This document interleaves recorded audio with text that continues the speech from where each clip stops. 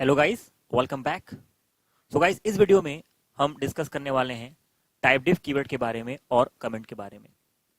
यहाँ पे सबसे पहले हमने एक ए नाम का वेरिएबल क्रिएट किया है जो कि आईएनटी टाइप का है और इसको प्रिंट कराने पे हमें 10 मिल रहा है। मैं इसको कंपाइल कर देता हूँ। कंपाइल करने के बाद एक भी एरर नहीं, इसको रन कराएंगे हमें 10 मिलेगा। आप देख पा रहे हैं। अब यहाँ पे टाइप डिफ कीवर्ड करता क्या है? जैसे ये जो आईएनटी टाइप है ये सी लैंग्वेज में पहले से बना हुआ टाइप है। अगर मैं यहां पे इसको हटा के लिख देता हूं my type, right, my type. C language में माई टाइप नाम का कोई भी डेटा टाइप नहीं है। कंपाइल करते हैं, कंपाइल करते समय हमें एरर मिलेगा। ये देखिए एरर 3, करेक्ट। अब यहां पर हम चाहते हैं कि हम अपना खुद का कोई डेटा टाइप बनाएं, लेकिन जब भी आप खुद का कोई डेटा टाइप बनाओगे तो आपको एग्जिस्टिंग टाइप को यूज करना होगा। अब खुद का डेटा टाइप बनाने के लिए हमें यूज करना पड़ता है टाइप डिफ कीवर्ड। मैं यहां पे यूज करता हूं टाइप डिफ और साथ में मैं यहां लिखता हूं आईएनटी स्पेस माई टाइप। यहां पे ये जो माई टाइप है ये बेसिकली ये यूजर डिफाइंड डेटा टाइप होगा। इसको यूजर ने बनाया है और इसमें जो प्रॉपर्टी असाइन होगी वो बेसिकली आईएनटी टाइप की प्रॉपर्टी असाइन हो जाएगी, क्योंकि टाइप डिफ के थ्रू आप खुद का डेटा टाइप बनाते हो एग्जिस्टिंग टाइप की प्रॉपर्टी को यूज करके। यहाँ पे ये माई टाइप जो होगा वो आईएनटी की तरह रिएक्ट करेगा। अब यहाँ पे हमने जो एक ए नाम का वेरिएबल क्रिएट किया है ये माई टाइप का बना हुआ है। ये जो माई टाइप है ये बेसिकली इसमें जो क्वालिटी होगी वो आईएनटी टाइप का होगा, इसलिए इसको प्रिंट कराने के लिए मैंने %d को कंपाइल कराते हैं। कंपाइल करने पे हमें एरर नहीं मिल रहा। इसको जैसे रन कराएंगे आप देखोगे हमें यहाँ पे बेसिकली 10 मिल जाएगा।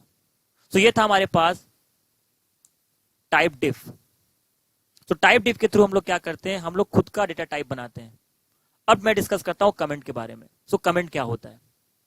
अभी मैं इस पूरे कंटेंट को क्लियर कर देता हूं और क्लियर करने के बाद मैं यहां पे लिखता हूं प्रिंटफ के साथ कुछ स्टेटमेंट, कुछ मैसेज। मैं लिखता हूं यहां पे welcome. So welcome 1। New line generate करने के लिए \n। अगली लाइन पे आते हैं। मैं लिखता हूं printf and welcome to \n और लास्ट में लिखते हैं फिर से एक welcome 3 \n।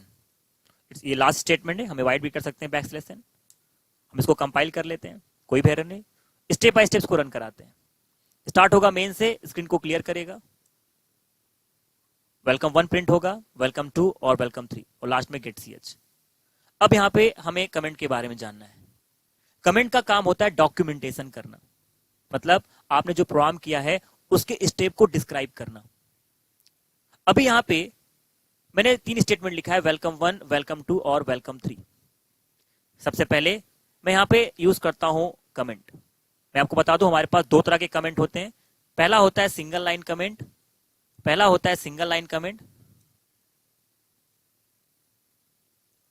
Correct, single line comment. और दूसरा होता है हमारे पास मल्टी लाइन कमेंट, करेक्ट। दूसरा हमारे पास होता है मल्टी लाइन कमेंट।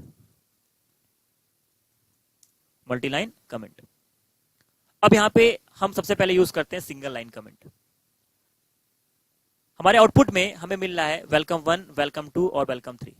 मैं यहां पे वेलकम 2 में जाके सिंगल लाइन कमेंट यूज कर देता हूं।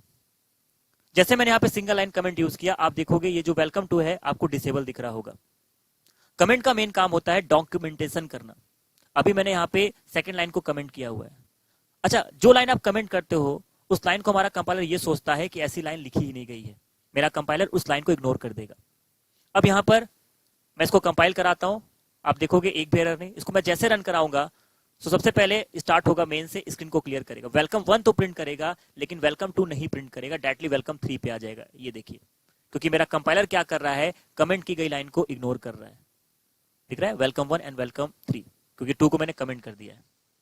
अगर हम चाहें तो लाइन 3 को भी मैं कमेंट कर सकता था सिंगल लाइन से। ये देखिए, अब हमें यहाँ पे 2 लाइन को कमेंट कर दी है। इसको मैं कंपाइल करता हूं, कोई भी एरर नहीं। इसको रन कराएंगे तो आप देखोगे हमें सिर्फ वेलकम 1 मिलेगा, क्योंकि इस वक्त यहाँ पे वेलकम 2 और वेलकम 3 कमेंट हो गया है।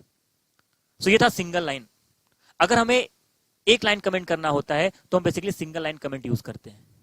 अगर हमें एक से ज्यादा लाइन कमेंट करना होगा तो हम सिंगल लाइन को यूज नहीं करेंगे बल्कि मल्टी लाइन कमेंट यूज करेंगे। ये देखिए, आप यहाँ पे देख पा रहे होगे सो मैंने यूज किया forward slash star and star forward slash. इसे हम कहते हैं मल्टी लाइन कमेंट।